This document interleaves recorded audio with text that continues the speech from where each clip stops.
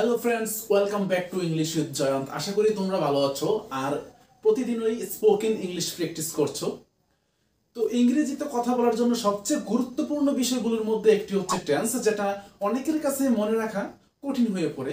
তো আমি আজ টেন্স মনে রাখার সবচেয়ে সহজ কৌশলটি নিয়ে আলোচনা করব। So let's go for memorising tense. বর্তমানে যে কাজ হয় সেটা হচ্ছে প্রেজেন্ট ইনডিফিনিট টেন্স। উদাহরণ হলো আমি স্কুলে যাই, সে ভাত খায়, তারা ক্রিকেট খেলে। এগুলো হলো প্রেজেন্ট ইনডিফিনিট টেন্সের উদাহরণ। পাস্ট ইনডিফিনিট টেন্স, অতীতে কোনো কাজ হয়েছিল হলে সেটা হবে পাস্ট ইনডিফিনিট টেন্স। যেমন সে ভাত খেয়েছিল, আমি স্কুলে গিয়েছিলাম, তারা ফুটবল খেলেছিল। এগুলো হচ্ছে পাস্ট ইনডিফিনিট টেন্সের উদাহরণ। ফিউচার ইনডিফিনিট টেন্স, ভবিষ্যতে যে কাজ হবে সেটা হচ্ছে ফিউচার ইনডিফিনিট টেন্স। যেমন আমি স্কুলে যাব, সে ভাত খাবে, তারা ফুটবল খেলবে। এগুলো হচ্ছে ফিউচার ইনডিফিনিট টেন্সের উদাহরণ। বর্তমানে কোনো কাজ চলছে বা চলমান বোঝালে সেটা হবে প্রেজেন্ট কন্টিনিউয়াস টেন্স। যেমন আমি যাচ্ছি, তারা ভাত খাচ্ছে, সে ক্রিকেট খেলছে। এগুলো হচ্ছে প্রেজেন্ট কন্টিনিউয়াস টেন্সের উদাহরণ। পাস্ট কন্টিনিউয়াস টেন্স, অতীতে কোনো কাজ চলছিল বা চলমান ছিল বোঝালে পাস্ট কন্টিনিউয়াস টেন্স হয়। যেমন সে স্কুলে গিয়েছিল, তারা কথা বলেছিল, আমি বিশ্বাস করেছিলাম। এগুলো হচ্ছে পাস্ট কন্টিনিউয়াস টেন্সের উদাহরণ। ফিউচার কন্টিনিউয়াস টেন্স, ভবিষ্যতে কোনো কাজ চলমান থাকবে অর্থাৎ চলবে বোঝালে ফিউচার কন্টিনিউয়াস টেন্স হয়।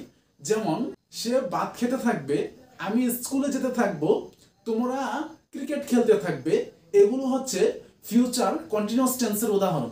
বর্তমানে একটি কাজের পূর্বে আরেকটি কাজ হয় বোঝালে প্রেজেন্ট পারফেক্ট টেন্স হয়। যেমন আমি তোমার আগে মুখস্থ করি এবং সে তোমার আগে ভাত খায়। এই বাক্যগুলো হলো প্রেজেন্ট পারফেক্ট টেন্সের বাক্যের উদাহরণ। অতীতে একটি কাজের পূর্বে আরেকটি কাজ সংগঠিত হয়েছিল বোঝালে পাস্ট পারফেক্ট টেন্স হয়। যেমন সে তোমার আগে বাড়িতে গিয়েছিল, আমি তোমার আগে মুখস্থ করেছিলাম। এই বাক্যগুলো হলো পাস্ট পারফেক্ট টেন্সের উদাহরণ। ভবিষ্যতে একটি কাজের পূর্বে আরেকটি কাজ হবে বোঝালে ফিউচার পারফেক্ট টেন্স হয়।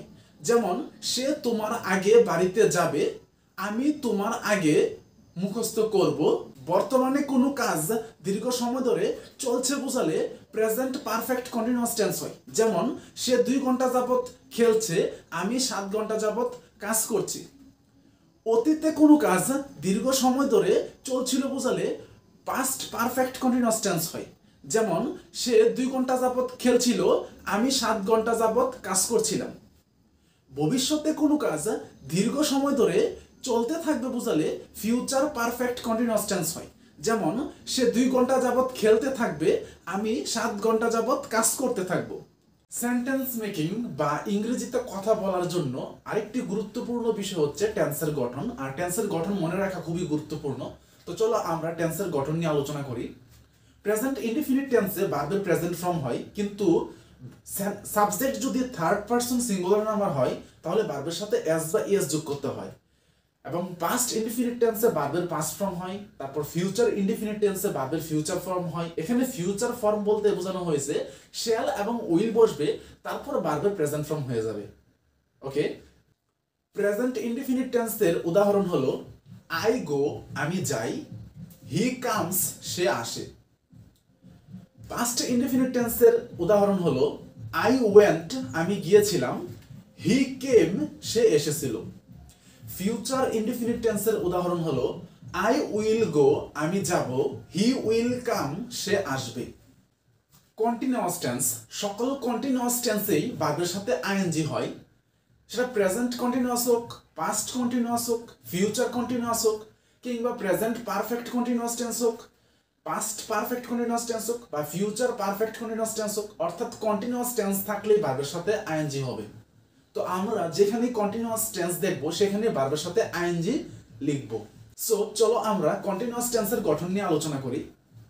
প্রেজেন্ট কন্টিনিউয়াস টেন্সে সাবজেক্ট এর পর এম ইজ আর হবে, এবং পাস্ট কন্টিনিউয়াস টেন্সে সাবজেক্ট এর পর ওয়াজ ওয়ার হবে। তারপর ফিউচার কন্টিনিউয়াস টেন্সে সাবজেক্ট এর পর উইল বি, শ্যাল বি হবে। কিন্তু ওই সবগুলো কন্টিনিউয়াস টেন্সের মূল ভার্বের সাথে আইএনজি যোগ করতে হবে। তারপর প্রেজেন্ট পারফেক্ট কন্টিনিউয়াস টেন্সের সাবজেক্ট এরপর হ্যাভ বিন বা হ্যাজ বিন হবে। পাস্ট পারফেক্ট কন্টিনিউয়াস টেন্সের সাবজেক্ট এরপর হ্যাড বিন হবে। ফিউচার পারফেক্ট কন্টিনিউয়াস টেন্সের সাবজেক্ট এরপর শ্যাল হ্যাভ বিন বা উইল হ্যাভ বিন হবে। অর্থাৎ কন্টিনিউয়াস টেন্স মানেই মূল ভার্বের সাথে আইএনজি যোগ করে আমাদেরকে সেন্টেন্স তৈরি করতে হবে। সো আই এম গোয়িং, আমি যাচ্ছি। হি ইজ কামিং, সে আসছে। দে আর প্লেয়িং, তারা খেলছে। এগুলো হলো প্রেজেন্ট কন্টিনিউয়াস টেন্সের উদাহরণ। পাস্ট কন্টিনিউয়াস টেন্সের উদাহরণ হলো I was coming, he was going, they were playing. I will be going, he will be coming, they will be playing. এগুলো হচ্ছে ফিউচার কন্টিনিউয়াস টেন্সের উদাহরণ। প্রেজেন্ট পারফেক্ট কন্টিনিউয়াস টেন্সের উদাহরণগুলো হলো I have been working for 10 hours, he has been working for 5 hours। Perfect tense মানে মূল ভার্বের পাস্ট পার্টিসিপল ফর্ম, অর্থাৎ যেখানে পারফেক্ট টেন্স হবে সেখানে মূল ভার্বের পাস্ট পার্টিসিপল ফর্ম বসাতে হবে। প্রেজেন্ট পারফেক্ট টেন্সের ক্ষেত্রে মূল ভার্বের পাস্ট পার্টিসিপল ফর্ম হবে। পাস্ট পারফেক্ট টেন্সের ক্ষেত্রে মূল ভার্বের পাস্ট পার্টিসিপল ফর্ম হবে। ফিউচার পারফেক্ট টেন্সের ক্ষেত্রে মূল ভার্বের পাস্ট পার্টিসিপল ফর্ম হবে। প্রেজেন্ট পারফেক্ট টেন্সের সাবজেক্ট এরপর হ্যাভ বা হ্যাজ বসে। পাস্ট পারফেক্ট টেন্সের সাবজেক্ট এরপর হ্যাড বসে। পাস্ট পারফেক্ট টেন্সের সাবজেক্ট এরপর হ্যাড বসে। ফিউচার পারফেক্ট টেন্সের সাবজেক্ট এরপর শ্যাল হ্যাভ বা উইল হ্যাভ বসে। তো সবগুলো পারফেক্ট টেন্সের মূল ভার্ব কিন্তু পাস্ট পার্টিসিপল ফর্ম হবে।